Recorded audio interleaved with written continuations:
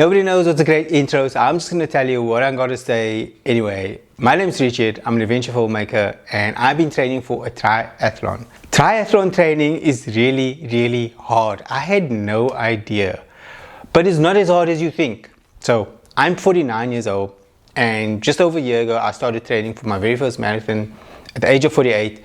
I had 9 weeks, I did it, it was amazing, it felt really good, and ever since then I've been setting this self-imposed goals, these things that I'm trying to achieve at this very late stage in my life, and I'm just having a ball of a time, sometimes not meeting it and sometimes meeting these goals. Today I want to talk about why it's really important to train for this one thing that I don't really find anyone talking about it. There's no YouTube videos, there's no Instagram posts, or any coaching program or anything like that you would find about this one thing that I think is super important in your training setup, and that is training for discomfort. Now, it might sound weird, I don't know, whatever, maybe this sounds weird, maybe you've already stopped watching, but I found that the more I was in these uncomfortable situations when I didn't need to be, the better I performed in the day when the situation was uncomfortable. I'll give you another analogy. Take sport out of the equation. 2 years ago, I really wanted to get better at storytelling and using a camera, but a lot of the good stories that I felt I could tell needed me to be out in public. And so I started taking my camera and filming.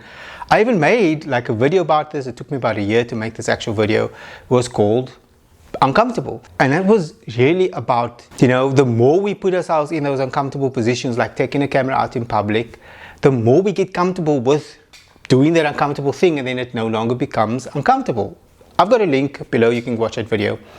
But the same scenario is true in this training and this athleticism that I've been taking up at this late age in my life, or stage in my life, where I've been running in the rain long before I had to run in the rain. Like if I show up to a race on race day and it's raining, I don't mind.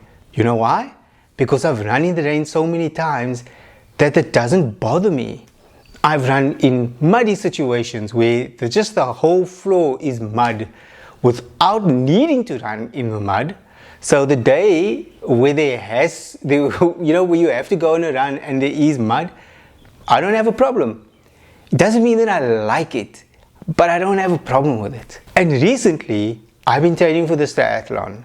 Now, swimming is by far my biggest weakness. I had no idea how hard swimming is until I had to get in the pool when it was freezing cold.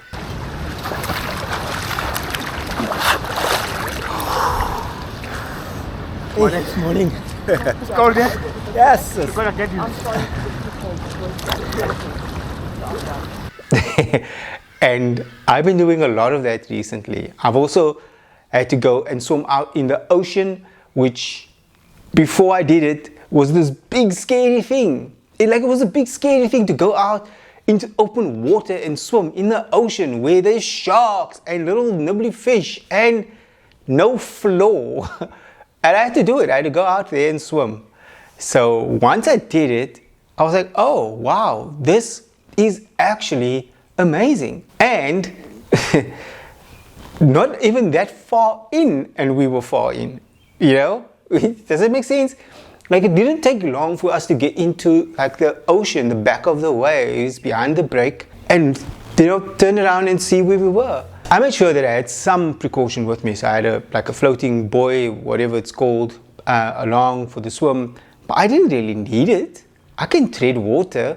So when I got tired, I just stopped and treaded a bit, caught my breath, and carried on swimming. And before I knew it, I was 300 meters into the ocean.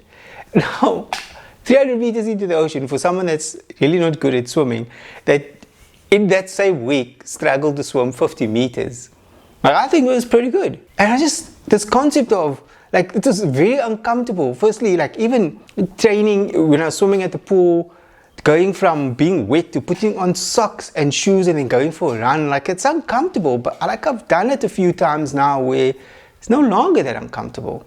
And I've gone to the ocean and swam in the ocean and in the waves, in the rough conditions and in calm conditions, and with other people around. I'm not I don't like to be, with my top off around other people. And so this concept of training for the discomfort is something that really is clicking with me. And I think maybe, I don't know if you have that issue, if you've experienced that as well. Maybe you've progressed in your abilities or your activities or your hobbies or whatever it is that you do, and you found that in the beginning it's always uncomfortable.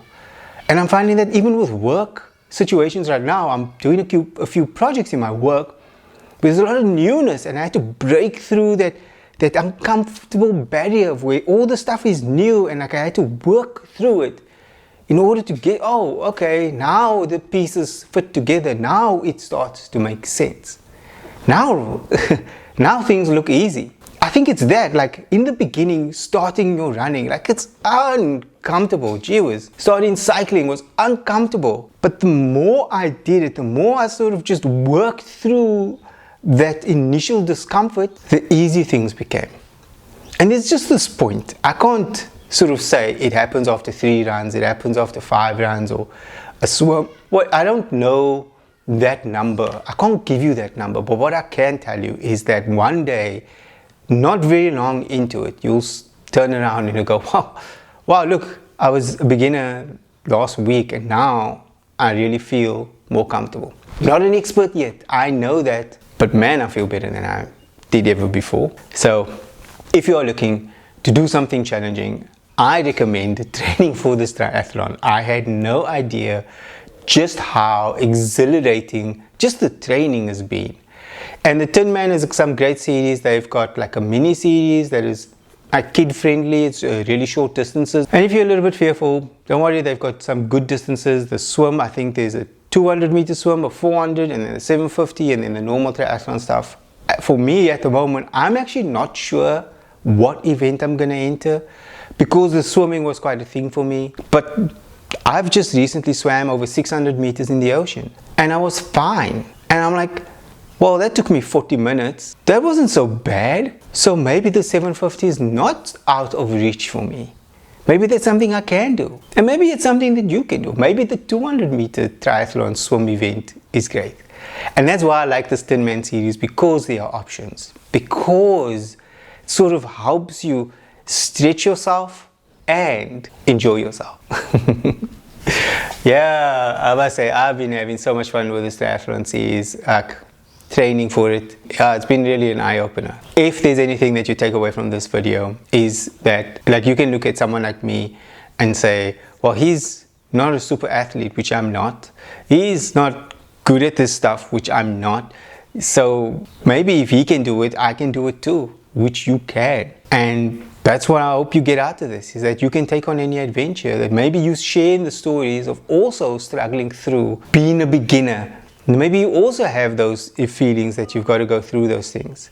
And if that's you, I want you to know that this is the right place for you, where I share stories about aged athlete, not even age, a new athlete, but I'm 49 years old now. I'm knocking on the door of 50. And that you don't have to be the best, you don't have to be good at something, and you can take on any challenge that you want, and you work through those moments of discomfort, and you will find comfort very, very soon. My name is Richard. I'm an adventure filmmaker, and I focus on running. Now I've recently just entering a triathlon. Been training for a few weeks.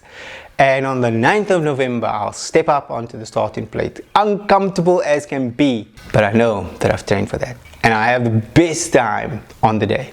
Alright, my name is Richard. This has been Richard Talks.